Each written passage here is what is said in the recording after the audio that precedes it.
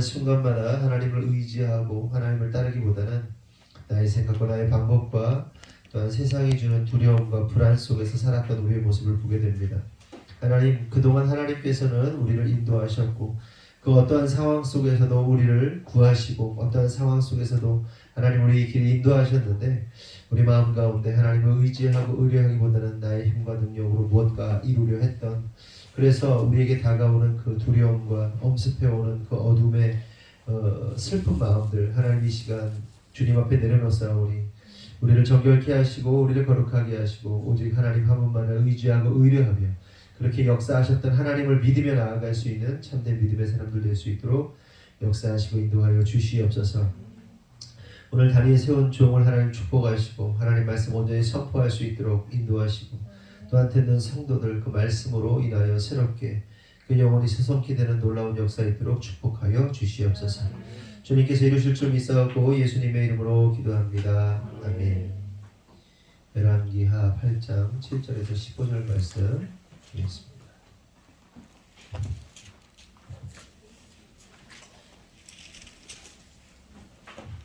열왕기하 8장 7절에서 15절 말씀 한 절씩 교독하겠습니다. 엘리사가 다메섹에 갔을 때에 아람 왕 베나닷이 병들었더니 왕에게 들리기를 이르되 하나님의 사람이 여기 이르렀나이다 하니 왕이 하사엘에게 이르되 너는 손에 예물을 가지고 가서 하나님의 사람을 맞이하고 내가 이 병에서 살아나겠는지 그를 통하여 여호와께 물으라. 하사엘이 그를 맞이하러 갈새 다메섹의 모든 좋은 물품으로 예물을 삼아 가지고 낙타 40마리에 싣고 나아가서 그의 앞에 서서 이르되 당신의 아들 아람 왕 베나닷이 나를 당신에게 보내 이르되 나의 이 병이 낫겠나이까 하더이다 하니 엘리사가 이르되 너는 가서 그에게 말하기를 왕이 반드시 나으리라 하라. 그러나 여호와께서 그가 반드시 죽으리라고. 하나님의 사람이 그가 부끄러워하기까지 그의 얼굴을 쏘아보다가 우니 하사엘이 이르되 내 주여 어찌하여 오시나이까 하는지라. 대답하되 내가 이스라엘 자손에게 행한 모든 악을 내가 알미라. 내가 그들의 성에 불을 지르며 장정을 칼로 죽이며 어린아이를 맺히며 아이의 분열을 가르라 하니 하사엘이 이르되 당신의 개같은 종이 무엇이기에 이런 큰일을 행하오리이까 하더라. 엘리사가 대답하되 여호와께서 내가 아람 왕이 될 것을 내게 알게 하셨느니라 하더라. 그가 엘리사를 떠나서 그의 주인에게 나아가니 왕이 그에게 묻되 엘리사가 내게 무슨 말을 하더냐 하니 대답하되 그가 내게 이르기를 왕이 반드시 살아나시리라 하더이다. 같이 그 이튿날에 하사엘이 이불을 물에 적시어 왕의 얼굴에 덮음에 왕이 죽은지라 그가 대신하여 왕이 되니라. 아멘. 기억나서 잊어버릴까봐 하음이 좀 여권 하고 있나?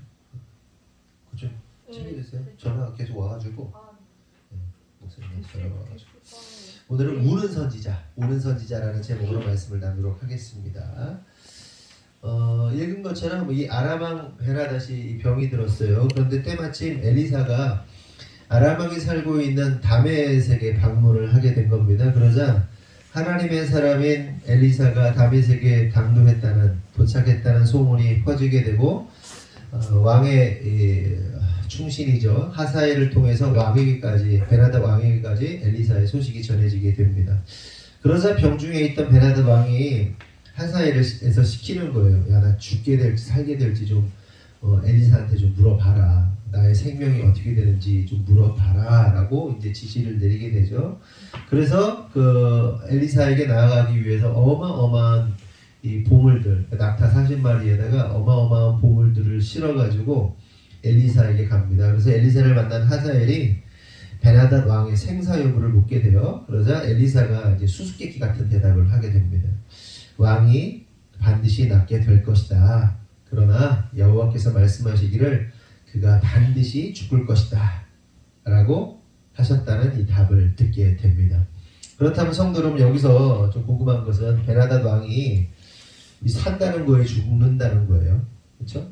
헷갈리잖아요. 죽거든요. 나중에 읽었지만 베나닷 왕이 산다는 말입니까? 죽는다는 말입니까? 여기서 분명히 알 수 있는 한 가지 사실은 하나님의 말씀은 명확하게 말씀대로 이루어지잖아요.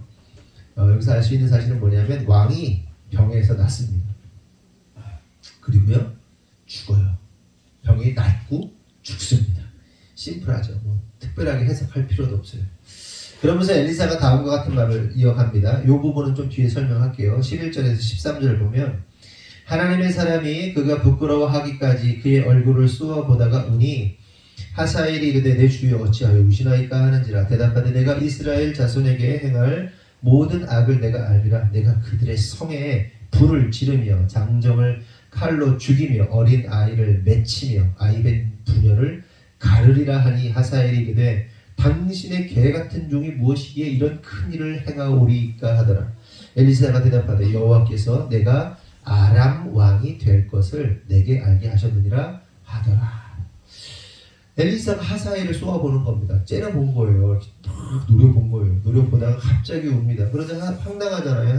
황당한 하사엘이 어찌하여 우십니까? 내 주여 어찌하여 우십니까? 여기서 내 주라는 말은 실제로 뭐 주인이어서가 아니라 하나님의 종인 엘리사를 높이는 거죠. 이방인이지만 하나님의 사람이고 하나님의 능력을 가지고 있는 사람이라 사실 알았기 때문에 내 주여 그러면서 자기를 종으로 표현하면서 어찌 우십니까? 라고 묻습니다. 그러자 엘리사가 이렇게 말해요. 네가 이스라엘에게 행할 모든 악을 내가 안다. 이렇게 얘기를 하는 거니까 엘리사가 하사엘을 막 째려보다가 보니까 갑자기 환상이 열린 거죠. 이 하사엘을 통해서 이스라엘의 운명이 어떻게 펼쳐질지가 주마등처럼 그러니까 선명하게 환상을 보듯이 쫙 지나갔던 겁니다. 하사엘의 미래를 본 거예요.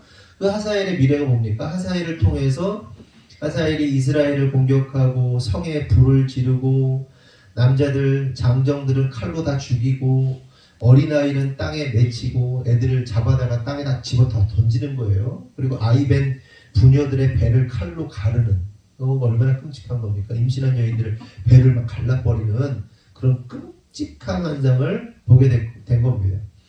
그렇게 자신의 미래에 대하여 말하고 있는 엘리사를 보면서 하사엘이 이렇게 말해요. 당신의 개 같은 종이 무엇이기에 이런 큰 일을 행하겠냐?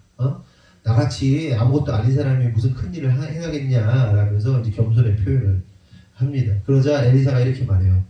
여호와께서 하사엘 네가 아람의 왕이 될 것이다 라고 말씀하셨다. 네가 아람의 왕이 될 거야 라는 이야기를 전해드립니다. 성도 여러분, 여기서 우리가 한 가지 의문점이 생깁니다. 그것은 왜 하나님께서는 엘리사를 통하여 하사엘이 아람의 왕이 될 것이라고 말씀하고 계시는가 하는 거예요. 그리고 더 나아가서 하사엘이 이스라엘을 공격하여 그리고 무슨 악을 행하게 될지를 도대체 왜 알려주고 계시는가 하는 겁니다. 그러니까 이런 거는요, 일종의 극비사항 아니에요? 상대방이 내가 만났는데 네가 왕이 될 거야 라고 말하는 게 적국인데 적국의 상대를 놓고 네가 왕이 될 거라고 굳이 말을 해야 하는가? 그러니까 일종의 극비사항 같은 거잖아요. 그리고 미래적으로 보면 나라와 민족에게 엄청난 해악을 끼칠 존재인데 굳이 왜 그런 정보를 주느냐 하는 거예요. 네가 왕이 될 것이고 네가 우리나라를 완전히 다 싹 초토화시킬 거야. 우리나라 다 죽여버릴 거야. 이 얘기를 굳이 뭐 합니까? 굳이 왜? 여러분이 엘리사의 입장에서 생각해 보세요. 이건 상대방에게 정보를 줄 일이 아니라 그 극비 같은 정보를 나만 알고 있다가 하나님이 알려주셨으면 나만 알고 있다가 어떻게 해야 되는 겁니까? 그 사람을 암살을 한다든지 아니면 후위를 좀 도모할 수 있도록 해야 하는 게 맞지 않겠어요? 그쵸? 그러니까 상상해보자는 거예요. 그러니까 이런 거야. 우리가 타임머신을 타고 왔어. 지금 우리나라 지금은 이제 2023년이지만 한 1950년대 중반, 60년대 초라고 생각해 보세요. 여러분이 그 시대에 살았는데 타임머신을 타고 1940년대로 갔어. 그래서 어떤 사람을 딱 만났어. 딱 만나고 보니까 그 사람이 김일성이야. 요즘 사람들한테 김일성, 요즘 아이들한테 김일성 얘기하면 어떤 감정인지 모르겠어요. 하도 북쪽을 사랑하는 우리의 주적은 북한인데도 불구하고 북한을 친구처럼 여기는 그리고 이 삼부자 세습 체제 완전 이단 종교 집단에다가 민족의 원흉이란 말이에요. 근데 어쨌든 간에 내가 타임머신을 타고 딱 갔어. 그리고 실제로 이제 50년 이후에 전쟁이 나가지고 우리 가족들이 다 죽기도 하고 내 아내가 막 죽기도 하고 자식들이 막 죽창에 맞아서 죽기도 하고 뭐 그런 사람에 내가 돌아갔어. 딱 돌아갔어. 돌아가서 40년대 전쟁이 일어나기 10년 전에 김일성을 만난 거야. 그럼 여러분 어떻게 하시겠습니까? 네가 북한의 주석이 될 것이다. 최고 존엄이 될 것이다. 네 자식과 네 손자까지 그 세습을 이어가고 어쩌고 저쩌고.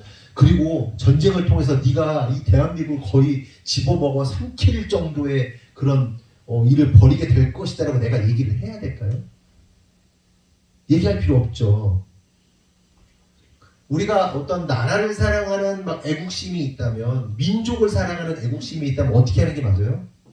막 그 의협심과 막 애국심으로 불타가지고, 저라면 당시 상황이 뭐 그렇다면 암살을 한다든지 그래야 되는 거 아니에요? 죽여야 되는 게 맞잖아요. 이해되니? 이해 안 되는 거 아니지? 민족의 원흉, 우리 형제 자매들이 막 다 죽었어. 그 사람 때문에. 어떻게 해야 돼요? 엘리사가 딱 이런 상황입니다. 엘리사가요 굳이 그 얘기를 할 이유가 없는 거예요. 그런데 하나님이 말씀하셨기에 해야 했고 그래서 하는 겁니다. 그렇게 엘리사의 말을 전해 들은 하사엘이 왕에게 돌아갑니다. 그러면서 14절 15절 보니까 그가 엘리사를 떠나가서 그의 주인에게 나아가니 왕이 그에게 묻되 엘리사가 내게 무슨 말을 하더냐 하니 대답하되 그가 내게 이르기를 왕이 반드시 살아나리이다 하더이다. 그 이튿날에 하사엘이 이불을 물에 적시어 왕의 얼굴에 덮음에 왕이 죽은지라 그가 대신하여 왕이 되니라. 그렇죠? 산다고 해놓고 다음날 죽여버립니다. 하사엘이 베나다 왕에게 전하는 거예요. 당신 살 겁니다.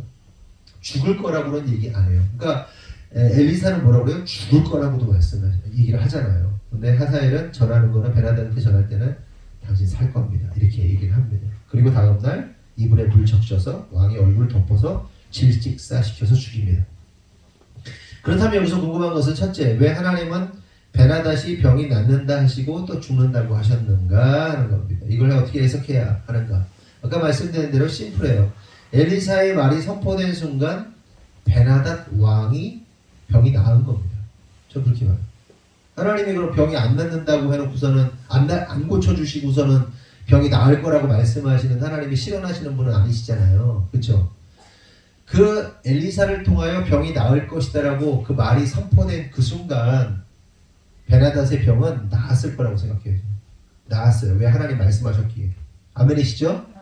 그런데 문제는 다음날 하사엘에 의해서 허무하게 죽었다는 다음날. 여러분 저는 이 장면을 보면서 이처럼 허무한 인생이 있는가 하는 생각을 하게 돼요. 병고침을 받고는 하루 만에 살해를 당하는 인생, 기가 막히고 코가 막힌 인생 아닙니까? 그런데 정작 여기서 중요한 사실은 우리가 우리 인간들의 인생, 여기서 우리가 인간들의 인생을 좀 살펴볼 수가 있다는 겁니다. 그러니까 베나닷 왕이 병고침을 받고 산 그 하루의 시간이 바로 우리가 이 땅에서 살고 있는 시간을 의미한다는 거예요. 그리고 그 하루의 시간 이후에는 죽음이라는 심판이 있음을 보여주는 겁니다. 그 우리 인생인 거예요. 그러니까 베나닷이 산단 말이에요. 살아났어요. 병고침 받은 거예요. 근데 그 하루 만에 죽음. 어처구니 없잖아요.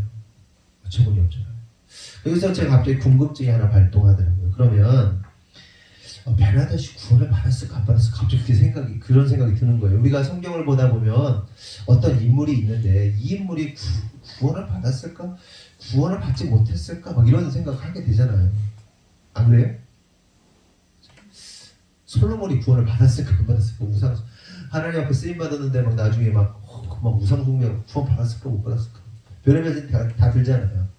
갑자기 베나닷 왕이 구원 받았을지 구원 못 받았을지 뭐 이런 생각이 들어가지고 곰곰이 생각해봤어요. 여러분 구원 받았을 것 같아요? 못 받았을 것 같아요?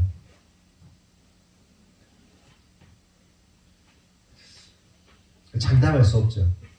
그 어떤 목사님도 어떤 신학자들도 이 부분에 대해서 장담할 수 없습니다. 하지만 그냥 제가 추측해보는 거예요. 베나닷이 이방인이긴 했지만 그가 죽음 앞에서 어떻게 합니까? 하나님의 선지자를 존중했어요.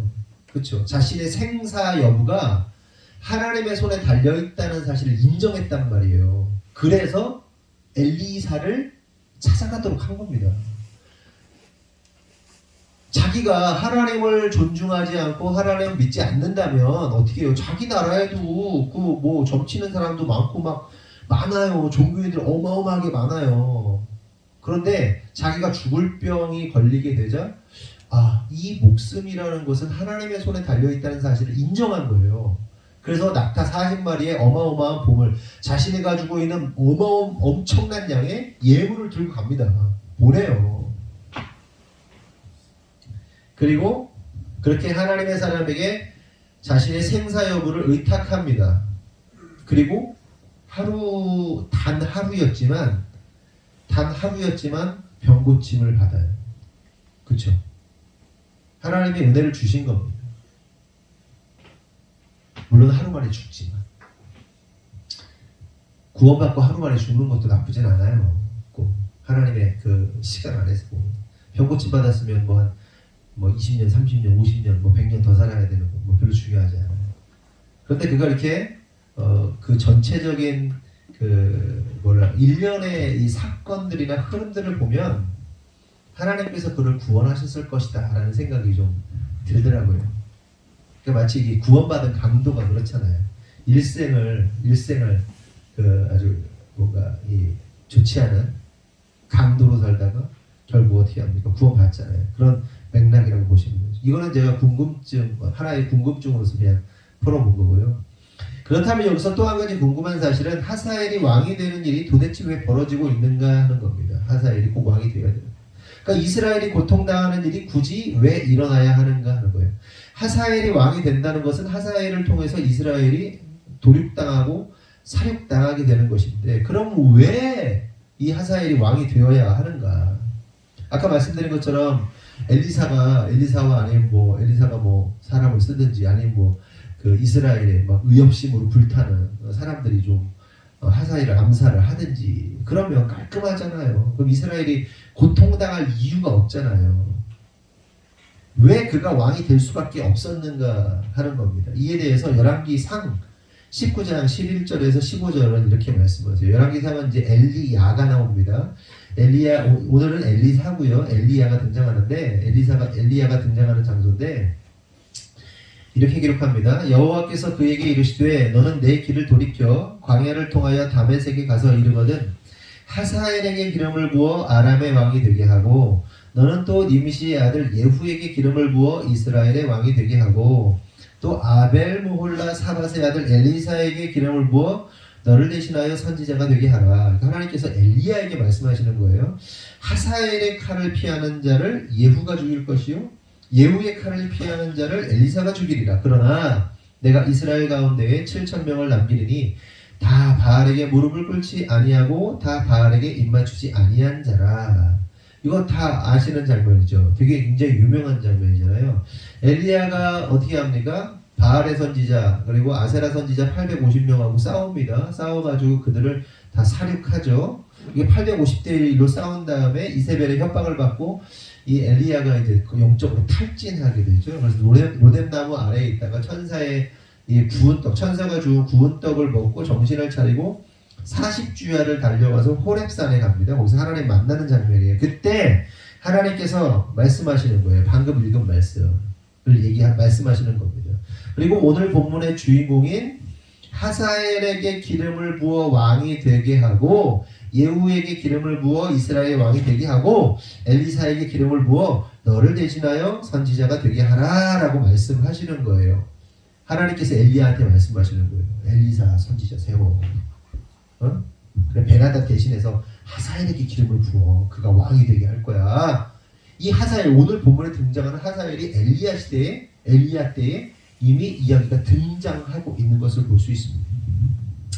그러면서 덧붙이는데 뭐라고 하시냐면 하사엘의 칼을 피하는 자는 예후가 죽일 것이고 예후의 칼을 피하는 자는 엘리사가 죽일 것이다 라고 말씀하세요. 이 말이 무슨 뜻인가 하면 이스라엘이 하사엘의 칼을 피하면 이스라엘을 하나님께서 어떻게 하시겠다는 거예요? 이스라엘을 징계하시겠다는 거예요. 누구를 통해서?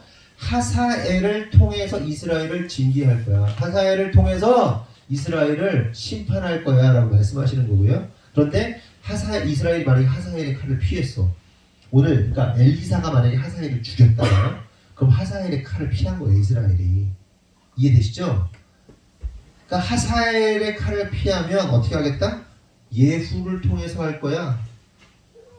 그런데 이스라엘이 또 예후의 칼을 피해? 누가 나서가지고 예후의 칼을 피해? 그럼 엘리사를 통해서 이스라엘의 심판을 집행할 거야 라고 하나님께서 말씀하시는 겁니다.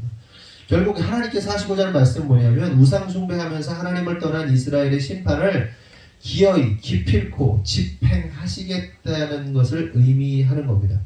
그런데 보세요. 이 예언이 언제 선포된 거예요? 아까 말씀드린 대로 엘리야 시대에 선포된 거예요. 그리고 그 예언이 오늘 보면 엘리사 시대에 성취되고 있는 겁니다. 그래서 예언대로 하사엘이 왕이 되어야 했던 것이고 그를 통해서 이스라엘이 심판을 당해야만 했던 거예요.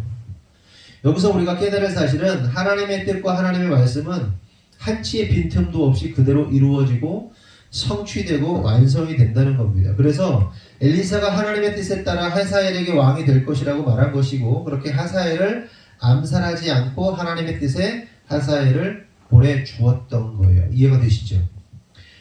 그냥 인간적으로 생각해보면요. 내가 엘리야라면 우리가 막 그냥 불타는 베드로 같은 사람이라고 생각해요. 베드로야 내가. 베드로인데 하나님 말씀 들었어. 하사엘이 우리 민족 다 죽인대. 그럼 어떻게 할 것 같아요? 칼 들고 귀 자르는 거예요. 그냥. 네? 현장에서 칼 들고 죽여버리는 거예요. 하사엘을. 그럴 수 있어요. 엘리사는. 그렇잖아요. 근데 엘리사가 왜 안 죽여요? 엘리야 시대에 하나님께서 엘리야를 통해서 예언하신 말씀이기 때문에 하나님께서 말씀하신 것이기 때문에 자기가 나서지 않은 거예요. 그래서 노려보면서 울 수밖에 없는 거예요. 자신의 민족 이스라엘이 정말 도륙당하고 살당할 수밖에 없는 상황을 보면서 울 수밖에 없는 겁니다.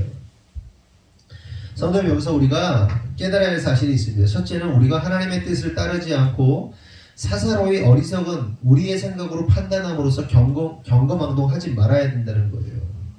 그러니까 우리가 살다 보면요, 내가 나서서 뭔가를 이루고 싶을 때가 얼마나 많아요. 그렇죠? 안 그래요? 이거는 하나님의 뜻을 구합니다. 뭐 하나님 해결해 주세요. 막 이러다가도 어느 순간 내가 해결해. 그러면서 막 하나님의 방법이 아닌 나의 방법으로 나설 때가 얼마나 많아요. 네? 진짜 많아요. 인간적인 방법을 동원해서 하나님의 손에 맡기지 않고 내가 나서서 내가 어떻게 하고 싶은 그런 순간이 얼마나 많은지 모릅니다.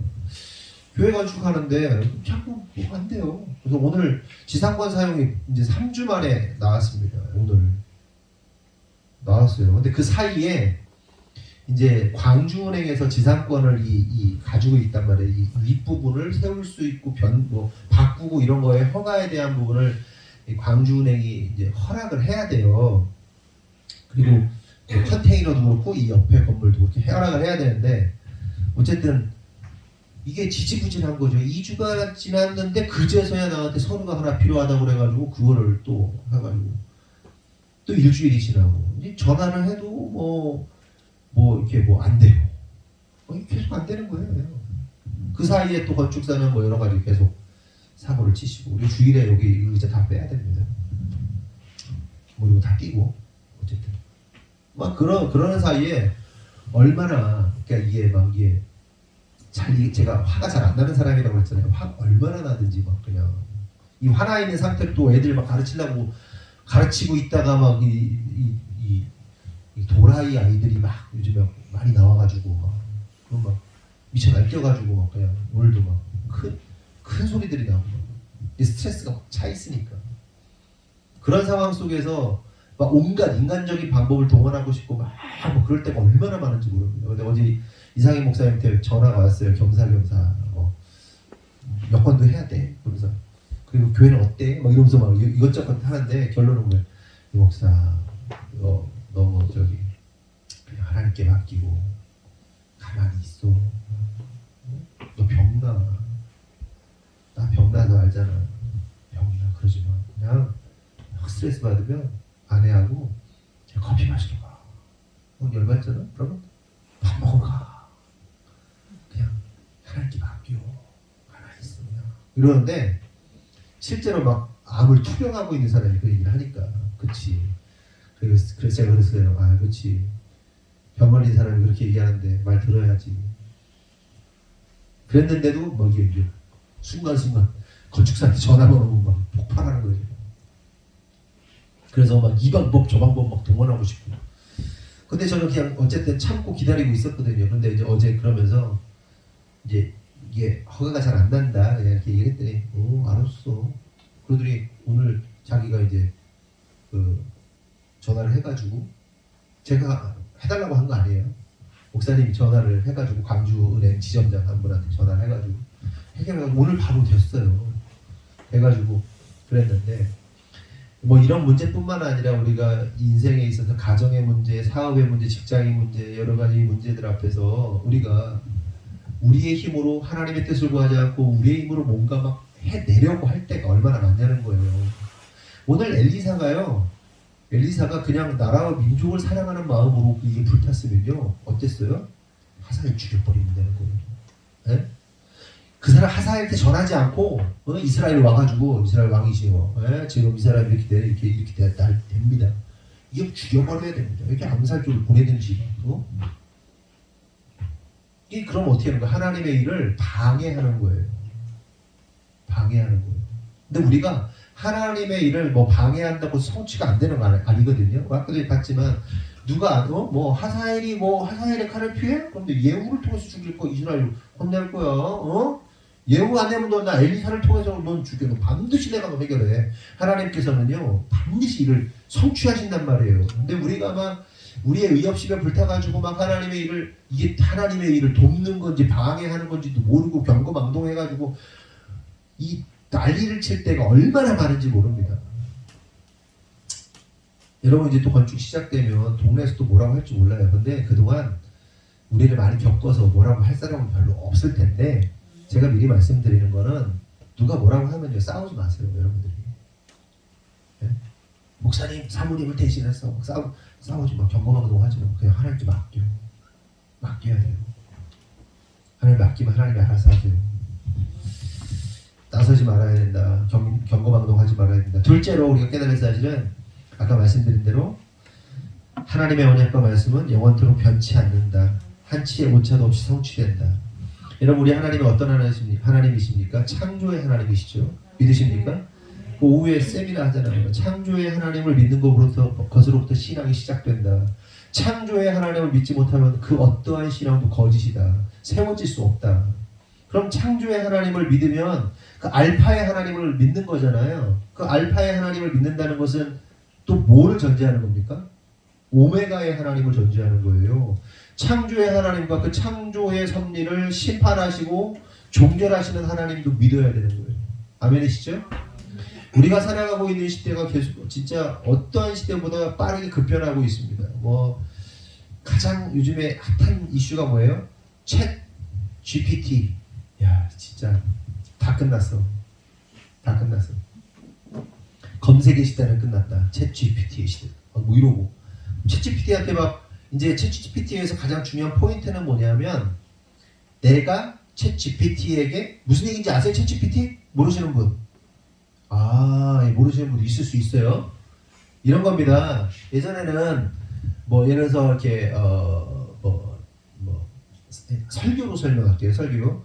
요한복음 3장 16장으로 설교를 하고 싶잖아요. 그럼 어떻게 해요? 3장 16장 검색하면 검색하고 확 뜨잖아요. 그럼 여기 사이트 들어가고 여기 뭐 어디 들어가고 뭐 들어가가지고 자료를 막 해가지고 이걸 배합하고 조합하고 막 이렇게 하잖아요. 근데 챗GPT에다가 뭐라고 넣냐면 요한복음 3장 16장으로 설교 한 편을 만들어주세요. 그러면 설교 한 편을 딱 만들어줘요. 짧잖아요. 이걸 좀 더 디테일하게 만들어줘. 치잖아요. 아니면 어느 부분에서 논문을 써줘. 어느 부분에 대해서 기획안을 만들어줘. 그러면요 챗GPT가 몇 초 만에 만들어집니다. 끝났어요. 그래서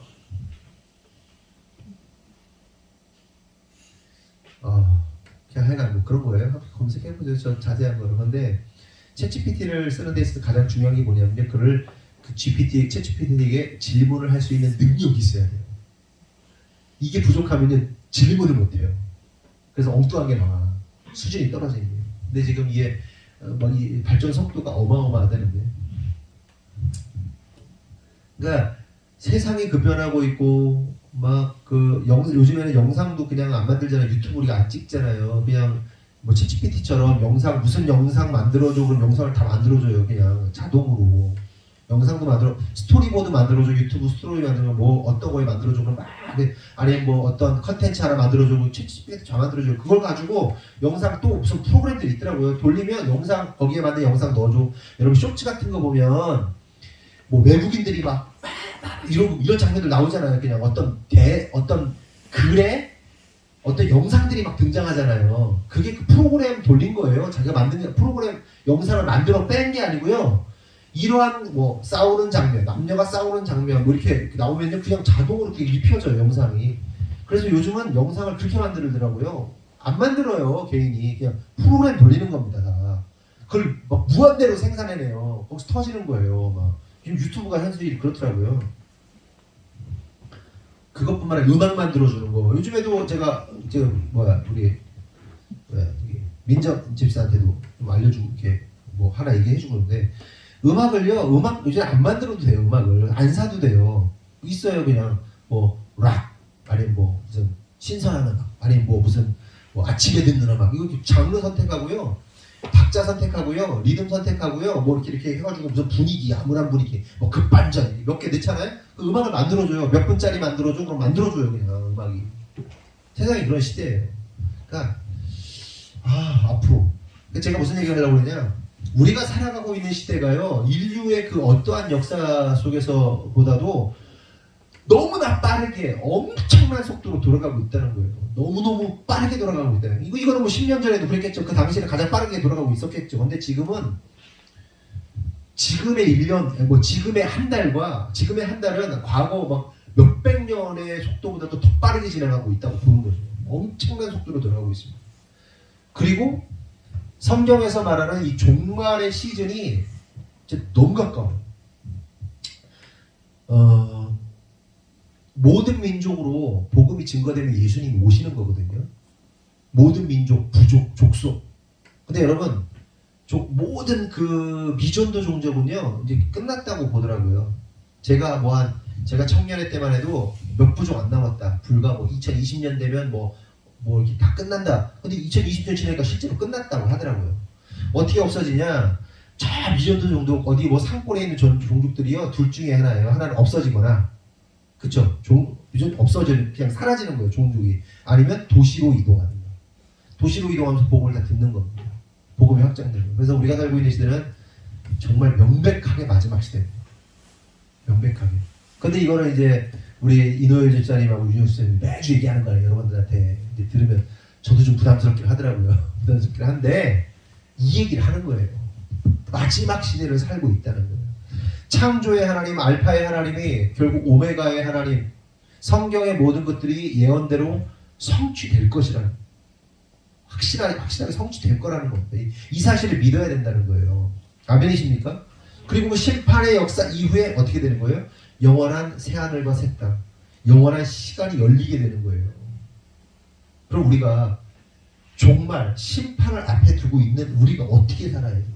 지금 언젠간 종말이 와요. 우리 개개인이 병 걸려서 죽는 것도 종말이에요. 그리고 실제로 전 우주적인 하나님의 심판에도 심판입니다. 언제 심판이 올지 몰라요. 당장 오늘 내일 1년 안에 심판이 온다고 해도 이건 이상하지 않아요. 그런 시대입니다. 지금 우리가 살아가고 있는 시대가. 그럼 어떻게 되겠어요? 흔적도 없이 사라질 이 땅을 소망할 게 아니에요. 영원한 하나님 나라를 소망해야 하는 겁니다. 믿으십니까? 영원한 하나님 나라를 소망해야 되는 거예요. 단지 우리가 이 땅에 살아가면서 열심히 돈도 벌고 열심히 하세요. 왜? 하나님 나라의 확장을 위해서. 하나님의 영광을 위해서 열심히 쓰다가 주님 부르시는 그날 딱 가면 되는 거예요. 부끄럽지 않게 쓰다가. 그래서 하나님께서 제정을 여시는 겁니다. 저는 그렇게 생각해요. 그러므로 이 땅에 생명 걸지 마세요. 영원한 왕 예수 그리스도께 생명 거는 저와 여러분들 이걸 예수님의 이름으로 축원합니다.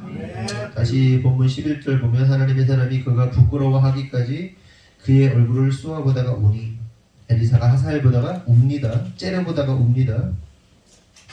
하나님의 심판의 역사가 집행될 것임을 알았기 때문에 운 거예요. 그러면 한번 우리도 옆에 사람 한번 봅시다. 두 사람씩 짝을 져가지고 한번 그 저기 성현 형제하고 이성현 부부 또 두 사람씩 한번 짝 져보세요. 그리고 우리가 하나 둘 셋 하면 웃지 말고 이렇게 쏘아보세요. 10초만. 10초 굉장히 깁니다. 웃지 말고 시작. 봐야지. 짝쳐 빨리.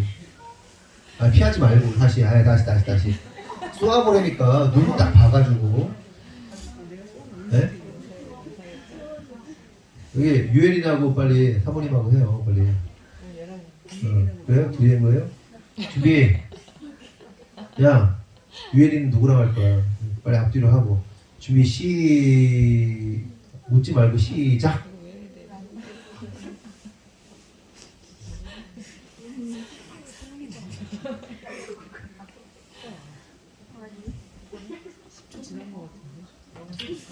네, 2초도 못 보지. 2초도 못 봐. 어떤 느낌이세요? 그냥 웃기죠. 그냥 시키니까. 짜증나고. 제 아내 표정, 우리 사모님 표정 별로 안 좋은데. 이러고 있어요. 저하고 제 아내가 지금 뭐 아주 초토화된 상태라 지금. 어쨌든. 웃음이 나세요? 눈물이 나십니까? 어떠세요? 네? 웃음이 나요? 네. 다행이네요. 웃음이 나서. 우리의 남편, 우리의 자녀, 우리의 성도들을 보면서 우리는 웃어야 할까요? 울어야 할까요? 웃어야 할까요? 울어야 할까요? 그러니까 제가 엘리사가 쏘아본 거는 그 사람의 본질적인 그 영혼 깊은 거, 그냥 얼굴 예쁜가 안 예쁜가 눈 그게 아니라 그 사람의 본질을 본 거란 말이죠. 우리가 한 영혼을 바라보면서 그 본질을 볼 때 우리가 웃어야 하냐 울어야 하냐 우리의 진짜 그 본질을 보았을 때 어떠한 감정이 드냐 그 얘기를 하고 싶은 거예요. 누가복음 19장 41절에서 44절을 보면 이렇게 말씀하십니다. 가까이 오사 성을 보시고 우시며 이르시되 너도 오늘 평화에 관한 일을 알았더라면 좋을 뻔하였거니와 지금 내 눈에 숨겨졌도다.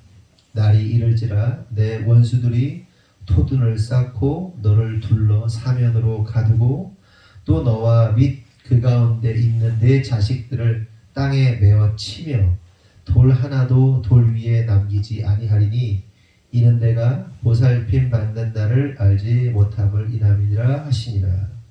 그러니까 예수님께서요 예루살렘을 보시고 우신 겁니다. 그러니까 예수님이 십자가를 지시기 바로 직전의 모습이거든요. 예수님 지시기. 여러분 예루살렘에 뭐가 있죠? 예루살렘에는 성전이 있죠. 이스라엘 백성들이 그렇게 사랑하는 성전이 있고 이 제사장들도 있고 계속해서 끊임없는 제사들이 드려지고 제물들이 드려지고 또 수많은 그 말씀을 가르치는 율법 선생들도 많습니다. 그러니까 그 예루살렘이라는 현장 안에 수많은 종교적인 그 종교인들이 그 현장을 중심으로 또한 이스라엘 백성들이 그 삶을 중심으로 그 성전을 중심으로 해서 신앙생활을 하고 또한 종교인으로서 살아갔단 말이죠. 그런데 예수님께서 그런 하나님을 예배하고 찬양하고 제사하는 현장을 보시면서 왜 우셨는가 하는 겁니다. 그것은 예루살렘이 무너질 것을 보셨기 때문에 우신 거예요. 다시 말해서 구원자이신 예수는 믿지 않고 종교적 정치적 안정을 꾀하면서 그렇게 만족하고 자만하던 그래서 심판받게 될 예루살렘을 보시고 우신 겁니다. 오늘 본문에 엘리사가 하사엘을 보면서 심판받게 될 이스라엘을 보면서 우는 것과 마찬가지인 겁니다. 그리고 실제로 어떻게 됩니까? 이스라엘이 로마의 군대에 의해서 예루살렘이 포위되고 그 자식들이 땅에 메어침을 당하게 되는 것을 우리가 볼 수 있어요. 그래서 예수님께서 우신 겁니다. 두 가지 의미예요. 로마에게 심판받는 것, 그리고 실제로 예수를 믿지 않음으로 영적으로 심판받는 것. 이 두 가지 역사를 보시면서 예수님께서 우셨던 겁니다. 그렇다면 여기서 우리가 좀 생각해 볼 사실은 오늘 우리는 무엇 때문에 울고 있는가? 우리는 무엇 때문에 슬퍼하고 무엇 때문에 울고 있는가 하는 겁니다. 성도 여러분, 여기서 우리가 깨달을 사실이 있는데 그것은 하나님의 영이 임한 사람들은 세상을 보면서 울게 돼 있어요. 그러니까 믿지 않는 가족들, 믿지 않는 남편, 하나님 여기서 믿지 않는다는 의미는 여러 가지가 있겠죠. 근데 믿지 않는 가족들, 친구들, 이웃들, 형제, 자매들, 부모, 자식 믿지 않는 자를 보면 울게 돼 있어요. 특별히 여기서 믿는다는 의미는 교회를 다닌다는 게 아니라 하나님의 뜻대로 살지 못하고 죄악의 종로로 타는 자들을 보면 울고 또 울부짖게 되어 있습니다. 그렇게 심판받을 영혼들, 죄악의 길로 죽음의 길로 향하는 자들을 보면 하나님의 마음을 가진 자, 그리스도의 영을 가진 자들을 오늘도 그들을 보며 울 수밖에 없다. 참 그런 거예요. 저는 제 아내가, 특별히 제 아내가 더 심하지만 좀 그냥 가만히를 못 두잖아요. 성도들이 바른 온전치 않은 길로 가면 가만히 있지를 못해요. 그래서 확 수렁에 빠져가고 죽어가면요, 그걸 붙잡아. 근데 건져내면 좋은데 같이 빨려 들어갈 때가 많아. 같이 고통당하고. 저는 그래요. 하도 힘들어하니까 좀 내비둬. 그냥 죽든지 말든지. 때때로 이럴 때가 있거든요. 제가 솔직히 말해서 너무 힘들어하니까. 그리고 저도 같이 힘들어지고 가족들도 같이 힘들어지고. 그러니까 한 사람의 문제가 아니에요.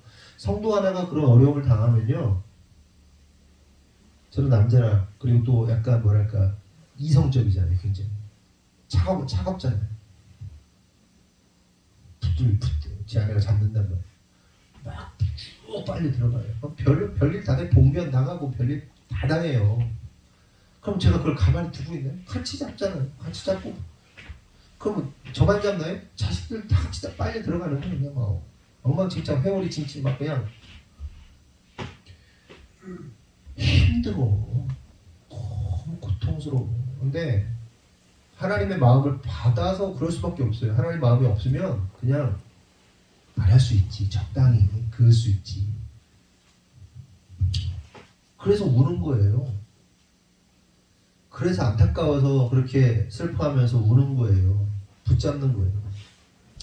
여러분들은 무엇 때문에 울고 계십니까? 여러분들이 뭐가 여러분들을 울게 만들어요? 혹시 돈 때문에 우십니까? 해결되지 않는 문제 때문에 우십니까? 사업이 어려워서 우십니까? 혹은 자녀들 때문에 우십니까? 여러분, 우리 눈물 날 때가 많아요. 그리고 이제 자식들이 커가잖아요. 자식들이 커가니까 다른 것보다도, 돈도 돈이지만 다른 것보다도 자식 때문에 많은 생각을 하게 됩니다. 그리고 우리가 정작 울어야 할 일이 있다면, 울어야 한다면 사실은 자녀들 때문에 울어야 돼요. 그럼 자녀들의 뭐 때문에 울어야 될까요, 우리가? 네? 뭐 때문에? 이게 그런 거예요.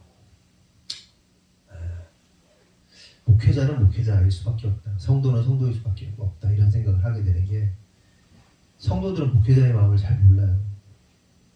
부모의 마음을 모르는 거예요.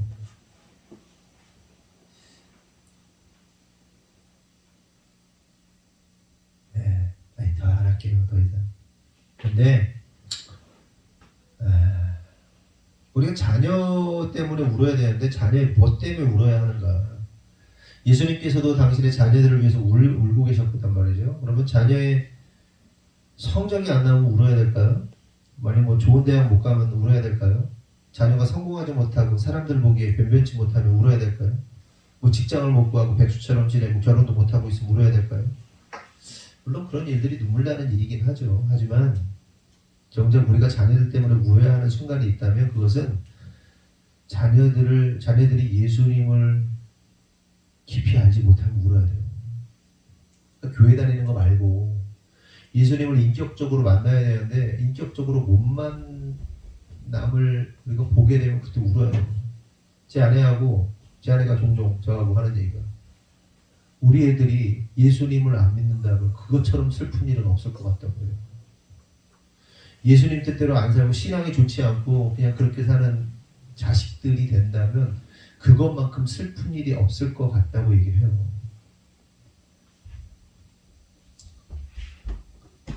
가끔 교회 공방에서 이렇게 보면 부모는 신앙을 가지고 있는데 자녀들이 신앙생활 안 하는 애들, 초등학생인데도 안 하는 애들 보거든요.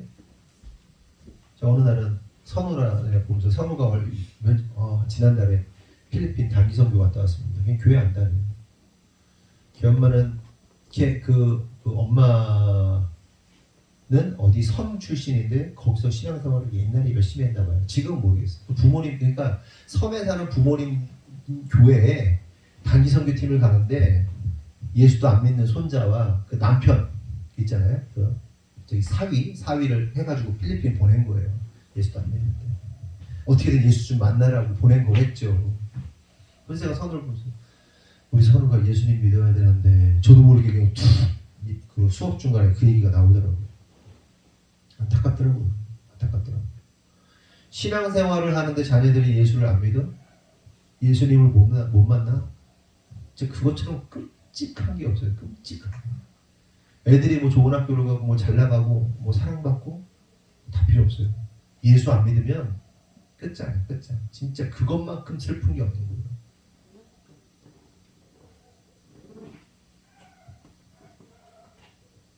그래서 우리가 우리 자녀들 때문에 울어야 돼요. 오늘 예수님께서 예루살렘을 보면서 예루살렘의 그 유대인들을 보면서 우시는 거예요. 심판받을 것을 보면서. 얘들아, 예수님 잘 믿어야 된다 진짜. 다른 거 없어. 예수님 잘 믿어야 돼. 진짜 잘 믿어야 돼. 목숨 걸고 믿어야 돼. 예수님. 잘 믿어야 되는데 쟤들은 어떻게 해야 되나? 어떻게 하죠? 어떻게 해야지 예수님 잘 믿죠? 그냥 종교인으로 나오면 안 되는데.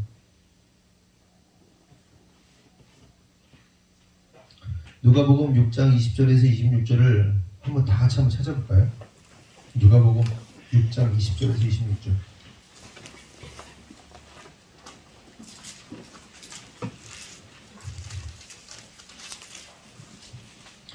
누가복음 6장 20절에서 26절.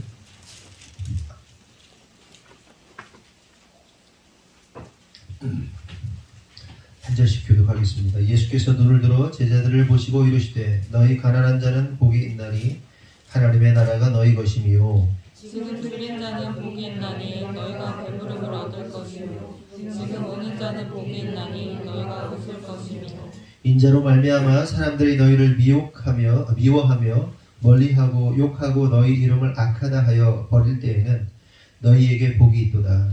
그날에 기뻐하고 크게 놀라 하늘에서 너희 상이 큽니다. 그들의 조상들이 선지자들에게 이와 같이 하였느니라. 그러나 화 있을진저 너희 부유한 자여 너희는 너희의 위로를 이미 받았도다. 화 있을진저 너희 지금 배부른 자여 너희는 주리리로다. 화 있을진저 너희 지금 웃는 자여 너희가 애통하며 울리로다. 다같이 모든 사람이 너희를 칭찬하며 한가하리로다. 그의 조상들이 거짓 선지자들에게 이와 같이 하였느니라. 예수님께서 말씀하세요. 지금 오는 자들은 복이 있지만 지금 오는 자는 복이 있지만 지금 웃는 자는 애통하며 울 것이라고 말씀하십니다. 또한 지금 배부른 자는 앞으로 줄일 것이라고 말씀하세요. 여러분 이게 뭘 의미하는 걸까요? 이 땅에서 부자 되고 성공해서 잘 먹고 잘 사는 사람들은 심판받는다는 말씀일까요? 여러분 우리 중에 좀 부자 있으세요? 부자 아무도 없어요. 부자 없어요. 걱정도 마. 그리고 실제로 잘 먹고 잘 사는 사람은 지옥 간다 그런 얘기가 아닙니다. 지금 배부르다는 것은 뭐냐면 지금 웃고 지금 배부르다는 것은 예수님 없이 세상적 만족으로 인해서 그리스도에 대한 갈급함이 전혀 없는 사람들을 의미하는 거예요. 그래서 이 땅에서 그리스도 없이 만족하며 사는 인생들, 그렇게 그리스도 없이 배부르고 그리스도 없이도 웃을 일이 많은 인생들이 결국 심판 때에 슬피 울며 줄이게 될 것이라는 말씀이에요. 그리고 반대로 그리스도에 대하여 목마르고 줄이고 주님 없이는 살 수 없다며 우는 자들은 심판이 있은 후에 결국은 주님과 함께 웃게 될 것이라는 겁니다. 그럼 여러분 우리는 전자입니까? 후자입니까? 네? 도대체 어떤 상태에 놓여져 있는가 하는 거예요. 지금 우리는 예수님 없으면 안 된다고 난리가 나야 되는 사람들이에요. 예수님으로 인해서 울어야 되는 사람들이에요. 그리고 죽어가는 영혼 때문에 울어야 돼요. 근데 내가 지금 살아가면서 예수님 없이도 막 즐거워. 예수님 없이도 막 웃음이 많이 나와. 예수님 없이도 만족스러워. 그 저주받은 인생입니다. 이게. 여러분의 돈을 얼마나 가졌냐 갖지 못했느냐의 문제가 아니에요. 예수님이 나의 모든 것이 되시냐 되시지 않냐 하는 겁니다. 그럼 나는 가난하니까 뭐 가난해도 예수님 없이 만족하는 사람들 많아요. 세상에 보면. 세상에서 가장 행복 지수가 높은 나라가 어디였게요? 네? 아프리카? 부탄이었더라고요. 부탄이었대요. 저기 부탄이 저쪽 밑에 있잖아요. 네. 어디냐 거기. 그 중국 적급 쪽에 어디지? 여기가 어디 역시 부탄이 고 있잖아요. 진짜 달라이라마 살고 그런데 그 옆에 네? 티벳 옆에 뭐 부탄 있잖아요. 거의 1등이었대요. 근데 지금 행복 순위가 100등이 갑자기 올라갔대요. 떨어졌대요. 행복 순위 2위였는데 왜 떨어졌는지 아세요? 휴대폰이 보급됐대요. 그러면서 전 세계 사람들 사는 걸 보고 갑자기 행복한 감정이 100등이나 떨어졌대. 아유. 상대적 박탈감 느끼기 시작한 거지. 아 우리만 그지 엑스트라는 거구나. 뭐 그러면서.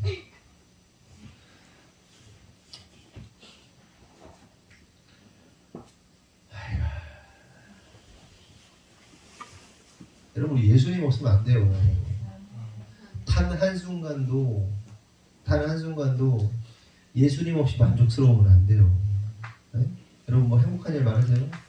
뭐 사업도 잘 되고 뭐 직장도 잘 되고 뭐 좋은 일 있고 막 좋죠. 다 누리세요. 근데 예수 안에 있어야 돼요. 예수 안에. 예수 없으면 꽝이야. 꽝. 여러분 그리고 많이 울어야 돼요. 철없는 자식들을 보면서 많이 울어야 되고요. 철없는 남편을 보면서 많이 우셔야 되고요. 때로는 철없는 마누라를 보면서 많이 우셔야 됩니다. 마지막으로 고린도전서 7장 29절에서 31절 제가 읽어드릴게요. 형제들아 내가 이 말을 하노니 그때가 단축하여진 고로 이후부터 안에 있는 자들은 없는 자 같이 하며 우는 자들은 울지 않는 자 같이 하며 기쁜 자들은 기쁘지 않은 자 같이 하며 매매하는 자들은 없는 자 같이 하며 세상 물건을 쓰는 자들은 다 쓰지 못하는 자 같이 하라. 이 세상의 배영은 지나감이니라. 여러분 우리가 그렇게 목숨 걸고 살아가고 있는 이 땅의 그 모든 것들이요 결국은 다 사라질 겁니다. 다 태워질 거예요. 아무것도 안 남아. 그러면 그럼 대충 살라는 얘기가 아니 열심히 사세요. 근데 거기에 소망 두지 말라는 얘기를 하는 거예요. 우리의 소망은 누구시다? 예수 그리스도. 우리의 소망은 예수님 한 분이다. 그러므로 우리가 예수님을 갈망하고 예수님께 줄이고 예수님께 목마르고 네? 예수님을 소원하고 예수님만 바라는 자들이 되어야 할 줄 믿습니다. 결국 그러한 자들이 어떤 자들이다? 웃는 자다. 결국 그러한 자가 승리하는 자다. 아멘. 이걸 잃어버리면 안 돼요. 자꾸 사람들이 놓쳐 목적과 방향. 예수 믿는 이유. 이게 본질적으로 바뀌지 말아야 돼요. 그리고 주시는 환경 속에서 최선을 다해서 어떻게든 하나님께 영혼을 돌리고 어떻게든 영혼을 살려낼까. 이거 궁리하면서 사는 거예요. 이게 성도의 신앙입니다. 그러므로 성도 여러분 오직 주님만을 바라고 주님께만 줄이고 주님만 찾고 소원하고 바라는 그래서 결국 웃는 자 승리하는 자 되기를 예수님의 이름으로 축원합니다. 기도하겠습니다. 하나님 감사합니다. 오늘 말씀을 통해서 깨닫습니다. 엘리사가 웁니다. 이스라엘의 운명을 보면서 웁니다. 앞으로 일어날 일들 때문에 웁니다. 그런데 하나님, 오늘 우리는 어떤지 모르겠습니다. 한 치 앞도 모르고 영혼들을 바라보면서 그들이 당하게 될 미래, 심판, 그런 거에 전혀 관심 없고 그냥 지금 즐거워서 희낙낙하는 그 어리석고 그 무지하고 그 철없는 이스라엘의 모습은 아닌가 생각해 보게 됩니다. 주님, 우리에게 주님의 마음을 허락하여 주시옵소서. 하나님의 마음을 허락하여 주시옵소서. 그 하나님의 마음으로 또 사람들을 바라볼 수 있는 영적인 눈이 열리게 하여 주시옵소서. 그 영의 눈이 열리면 예수님이 예루살렘을 보고 오신 것처럼 오늘도 참 주님의 뜻대로 살지 못하는 자식 때문에 울게 되고, 정말 철없는 자식들 때문에 울게 되고, 또한 어리석은 남편 때문에, 어리석은 아내 때문에 우리가 울게 될 수밖에 없음을 우리가 깨닫습니다. 주님, 무엇보다 주님 마음 우리에게 주시고 주님의 시선을 우리에게 허락하셔서 영혼을 바라볼 때 정말 예수님처럼 울 수 있는 그런 성도들 되도록 축복하여 주시옵소서. 하나님, 우리가 살아가고 있는 이 시대는 마지막 시대입니다. 그 수천 년의 역사 속에 그 역사의 흐름보다 지금 최근에 1년의 시간, 1년밖에 안 되는 시간이 수천 년을 뛰어넘을 만큼 빠른 속도로 진행되고 있는 시기입니다. 시대입니다. 종말의 때가 가까웠고 하나님의 때가 가까웠음을 깨닫습니다. 주님, 우리의 모든 시선이, 우리의 모든 바라봄이 예수님이 되게 하여 주시옵소서. 이 땅의 모든 것은 심판받고 사라지게 될 것입니다. 그러나 오직 주님만, 주님의 말씀만 영원히 남게 될 것임을 믿습니다. 그러므로 오직 예수님 붙잡고 예수님만 바라며 나아가는 우리 모두 되도록, 그렇게 세상의 유혹에 휩쓸려가는 인생 아니라 주님만 붙잡고 나아가는 우리 모두 되도록 축복하여 주시옵소서. 주님께서 이루실 줄 믿사옵고 예수님의 이름으로 기도합니다. 아멘. 우리 주님 가르쳐 주신 기도하겠습니다. 하늘에 계신 우리 아버지여, 이름이 거룩히 여김을 받으시오며 나라가 임하시오며 뜻이 하늘에서 이루어진 것 같이 땅에서도 이루어지이다. 오늘 우리에게 일용할 양식을 주시옵고 우리가 우리에게 죄진 자를 사하여 준 것 같이 우리 죄를 사하여 주시옵고 우리를 시험에 들게 하지 마시옵고 다만 악에서 구하시옵소서. 나라와 권세와 영광이 아버지께 영원히 있사옵나이다. 아멘. 우리 하나님께 영광의 박수를